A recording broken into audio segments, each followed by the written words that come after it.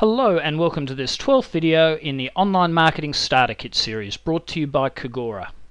In this video we're going to go through the process of setting up your organization profile. So let's go across and have a look at an existing profile. So this is what we're going to go through the process as to how you go about setting one of these up. So when you first go through and register at Cagora, you'll be asked to register as an individual. And then when you come out of that registration process, you'll have an opportunity to create an account as an organisation. So what I'll do is I'll just log in to a test personal account and show you what's involved with that. So if I go to my account, this is where you would end up. So I'll just reposition the screen here. So Test is a individual account that says My Profile. If we then go across to My Account here, and you'll see down at the bottom of the menu it has Linked Accounts. Click on that. It will take us across, and sorry we're jumping back and forward a little bit here, to a link to create an account for an organisation, and this is a separate registration process where you need to select your organisation type and also your organisation name. You do need a username as well, and that username and the email address must be different to your personal ones. And if you don't have an additional email address, go get a free one from Gmail or Hotmail. And we would strongly recommend that all organisations should have a Gmail account, and this is perhaps another way that you can use that. Alright, so having gone through that registration process, you'll then exit out and have an opportunity to fill out the profile that we're going to look at in just a moment. But before we do that, I wanted to just point out one other thing, and that is how to join a community. So if we navigate the Cagora network and find the different local and special interest communities, and you can do that through the menu here, when you get down onto a community that you would like to join, just here is where you join that, and that will add you to this community. So your profile will appear within the community, but it will also add that community onto your profile. And in the case of an organisation, please only join the communities that are relevant to the products and services that you offer.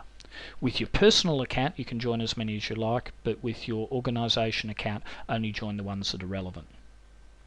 Now, to start actually filling out your profile, you do need to log out of this personal account. So I'll just go More, Log Out, and log back in as the organisation. So we go back up here to the login, and we're going to go in and do the Cagora account. So we'll just type in Cagora and then the password.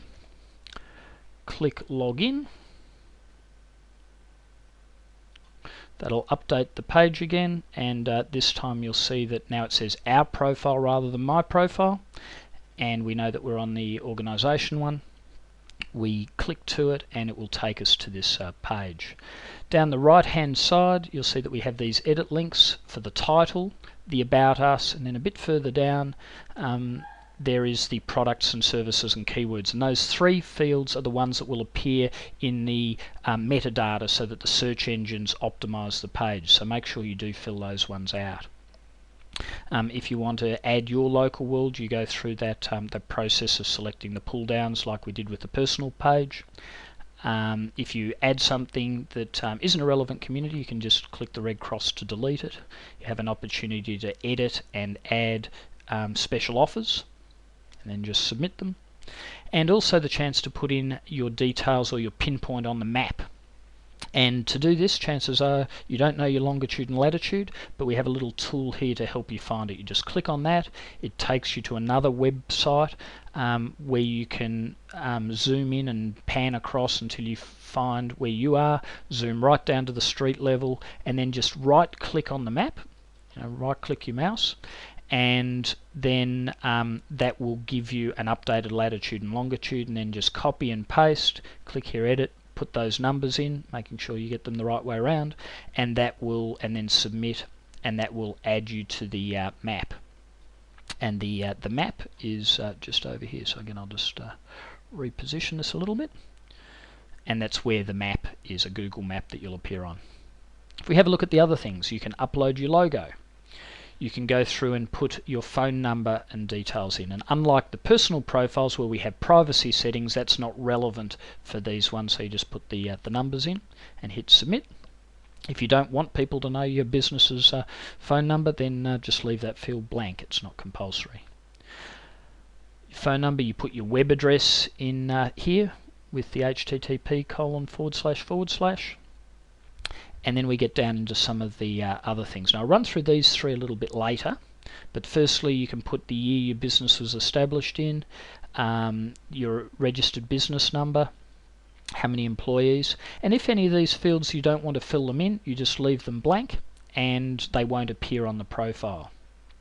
Payment methods gives you a whole lot of checkboxes, and then if we scroll down a bit further, if I clicked on open hours, edit, it would open a little window here that I would have the opportunity to select when the business is open, and whether I'm perhaps just open by appointment on Saturday and closed on Sundays. And then hit submit, and that'll save everything here, update the page, and put the details through. So I'll just wait for the page to update. There we go. Scroll down. And then the final section here is that you can either hide or show the personal account. So the account that this was created through, now it would normally say test there, being the account that we set it up through, and I can either show it or hide it. So if I turn that off, it'll just be hidden. If we scroll back up a little bit, these three things I talked about before are external services, terrific free services that we enable you to embed within this directory listing. And so this one is provided by a company called Evoca.com. If you go through the written procedures, it'll show you exactly what to do. But basically you register there for a free account and then phone into a local phone number and leave a voice message. When you hang up, you get given a 6-digit number, and bring that number back, enter it here and hit submit.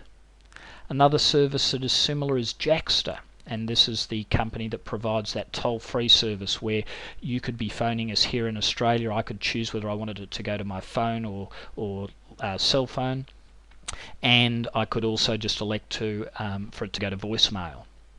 So you just put your username in here, and then people can contact you from around the world. And then the final service is offered by FeedBurner, and this is a subsidiary of Google that gives you the opportunity to feed burn your blog, which means that if you're writing a blog, it can go through their system, and then people will be able to subscribe to it by email. And once you go through and set all of that up, you just put the numbers in, hit submit to all of those, and then the page will just upload and update, and it will all be done. So quite a few things to do. It does take a little bit of time, but once it's done, it's there working for you day after day, year after year. And then we get these other things like the guest book, the team and fan thing, and this is where people, if they join as fan, and it's just off screen to the right there, they get a little link that they can add themselves as a fan, and then as an administrator you can click into that, and you can perhaps say, okay, well, let's say that Dave here is actually part of the team if he was on staff. So we could go edit, and then rather than him being a fan, say, okay, well, let's put Dave up to be part of the non-management staff, but part of the staff. Click update, and he will then leave this page and will appear within the team tab.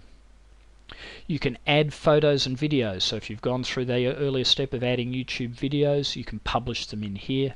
And then as you add content to the Cagora network, whether it be through the local worlds or the worlds of interest, they will appear in these tabs, and this is where your blog is. Alright, so that's what I wanted to run through, a little bit rushed, but there are quite a few steps to do, and lots of benefits for taking the time to do so.